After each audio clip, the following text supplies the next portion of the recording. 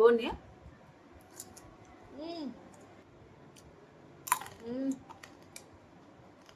కరం కరం crunchy ఆస్వాదిస్తూ తినలేము. So ఇప్పుడు వీడియో అయిపోయాక దీన్ని నేను ఆస్వాదిస్తూ తింటాను. ఇది అండి మన చికెన్ పికిల్. సో ఇప్పుడు నేను చికెన్ పికిల్ కోసం 1/2 కిలో చికెన్ తీసుకున్నాను. నేను బోన్తో కలిపి చేస్తున్నానండి. చాలామంది బోన్లెస్ ఇష్టపడతారు, నాకైతే బోన్స్ ఇష్టం అనమాట. చికెన్లో బోన్స్ చాలా టేస్ట్గా ఉంటాయి కదా, సో కాబట్టి నేను ఇలాగే చేసేసాను. 1/2 కిలో చికెన్ తీసుకొని దాన్ని నీట్గా చిన్న చిన్న ముక్కలుగా కట్ చేసి నీట్గా శుభ్రంగా కడిగి వాటర్ అనేది చాలా మట్టుకు లేకుండా నేను కొద్దిసేపు పక్కన పెట్టుకున్నానండి. తర్వాత ఇందులో కొద్దిగంట ఉప్పు, పసుపు అండ్ అలాగే కొంచెం అంత ఆయిల్ వేసి ముక్కలకి పట్టేటట్టు లైట్గా కొంచెం అంత ఒక 2 మినిట్స్ ముక్కలకి ఇవన్నీ పట్టేటట్టు మసాజ్ చేసి తర్వాత ఒక మీడియం ఫ్లేమ్ అండి. సో మీడియం ఫ్లేమ్ పైన దీన్ని మనము వాటర్ పోయకుండా ఉడికించాలి. ఇప్పుడు ఈ చికెన్ ఎలా ఉందో అలాగే మూత పెట్టేసి మీడియం ఫ్లేమ్ పైన ఉడికించాలి. చూసారా, ఇందులో ఉన్న ఏదన్నా వాటర్ ఉంటే మొత్తం బయటకు వచ్చేస్తుందండి.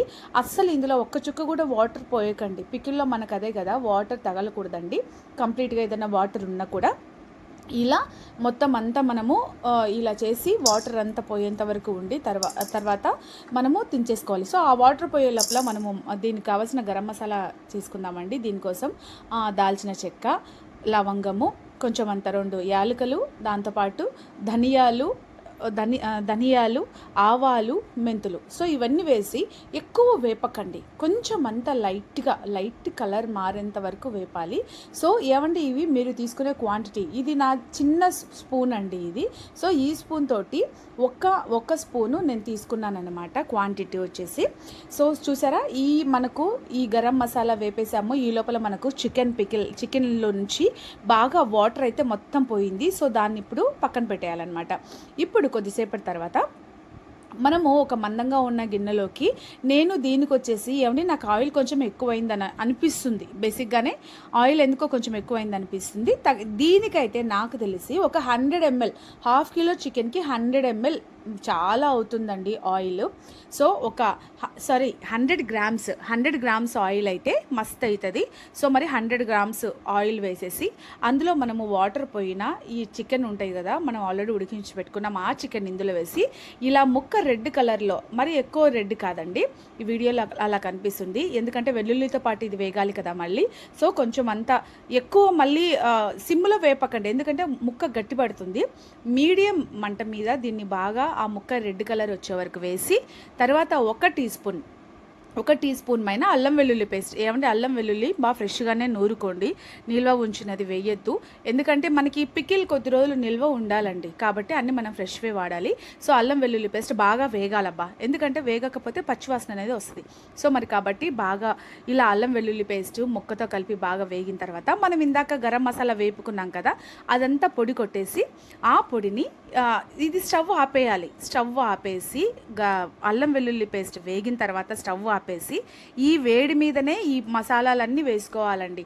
సో ఈ గరం మసాలా ఏదైతే ఉందో అది, మరి ఉప్పు, సాల్ట్ అండి. సో నేను ఇక్కడ రాక్ సాల్ట్నే వాడాను, రాక్ సాల్ట్ని పిండి చేసి వేసాను అనమాట. అది చూసుకోండి, ఉప్పు చూసుకోండి, కావాలంటే మళ్ళీ కూడా యాడ్ చేసుకోవచ్చు. సో ఉప్పు, కారం అండి, ఇవన్నీ వేసి బాగా అది చల్లారేంత వరకు ఉండాలి, ఎందుకంటే ఆ మసాలా బాగా పట్టాలి కదండి ముక్కలకి. సో బాగా వేడి మీద ఇవన్నీ వేసి అది చల్లారేంత వరకు అలాగే ఉంచి బాగా మంచిగా మొత్తం చల్లారిన తర్వాత నిమ్మరసం, వెరీ వెరీ వెరీ ఇంపార్టెంట్ అండి నిమ్మరసం ఇంగ్రీడియంట్. సో ఆ నిమ్మరసాన్ని వేసి మొత్తం అంతా కలిపేసి మనం తినాలనుకుంటే కనీసం ఒక 2-3 గంటలన్నా ఈ ఊరగాయని అలా వదిలేయాలండి.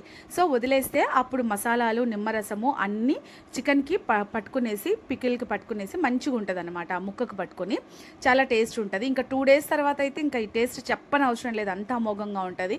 ఏమంటే ఈ రైస్ ఉన్నది కదా, అది బ్రౌన్ రైస్ కాదనమాట, ఇది నేను డైట్ కోసం వాడే రైస్ అండి. కీన్వా అండ్ మిల్లెట్స్ కలిపి చేసుకుంటాను. అది కూడా ఎక్కువ లేదు, ఒక 200 గ్రామ్స్ తింటాను అంతే. సో ఇవాళ జనరల్గా నేను కూర ఎక్కువ తింటాను, బట్ ఇవాళ మనం పికిల్ చేసుకున్నాం కదా, సో పికిల్తో తిందాము అని చెప్పేసి నేను ఏ కూర ప్రిపేర్ చేసుకోలేదండి, ఏ కర్రీ నేను ప్రిపేర్ చేసుకోలేదు. చూసారా, ముక్క అలా పెట్టేసుకొని అలా తింటే ఎక్స్ట్రాడినరీ అబ్బా.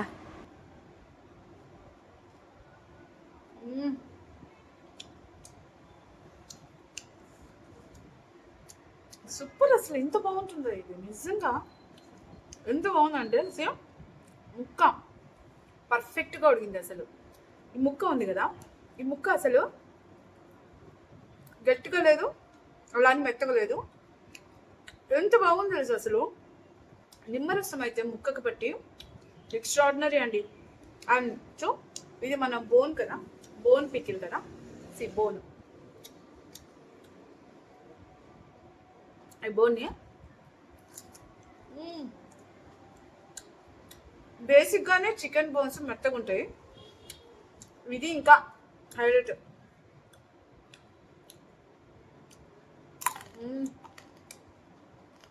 కరం కరం క్రంచీ క్రంచీ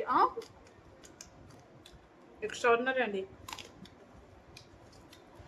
అసలు బోన్ కూడా పీసులు పీసులు అలా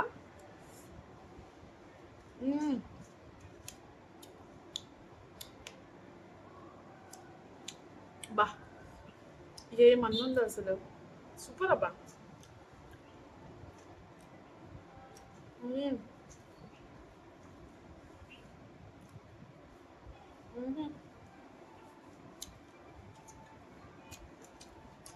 వన్ మోర్ బోన్. సో నాకు ఈ బోన్ అంటే ఇష్టం అండి.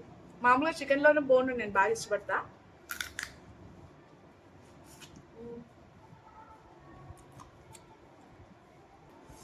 ఫైనల్లీ పచ్చడి అయితే ఎక్స్ట్రాడినరీ.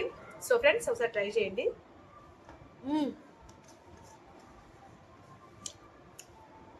ఇది ఫ్రెండ్స్ మన వీడియో. ప్లీజ్ ఫ్రెండ్స్ మన వీడియోని లైక్ చేయండి, షేర్ చేయండి, సబ్స్క్రైబ్ చేయండి. సో నేను ఇదంతా మొత్తం అయితే తినేసాను అనమాట. అంటే వీడియోలో ఆస్వాదిస్తూ తినలేము. సో ఇప్పుడు వీడియో అయిపోయాక దీన్ని నేను ఆస్వాదిస్తూ తింటా. ఓకేనా?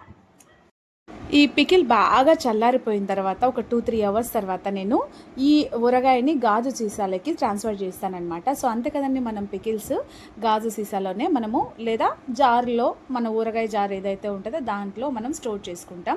సో ఫ్రెండ్స్ ఇది ఒక రకం అండి. ఈ ఊరగాయ చికెన్ పికిల్ ఇంకో రకంగా కూడా చేయొచ్చు. సో నేను నెక్స్ట్ వీడియో ఇంకొక రకంగా కూడా ఎలా చేయొచ్చు నేను మళ్ళీ ఇంకొక రకంగా చేసి చూపిస్తాను ఇంకో వీడియోలో. అండ్ ఫ్రెండ్స్ మన వీడియోని please like, share and subscribe friends. Bye friends.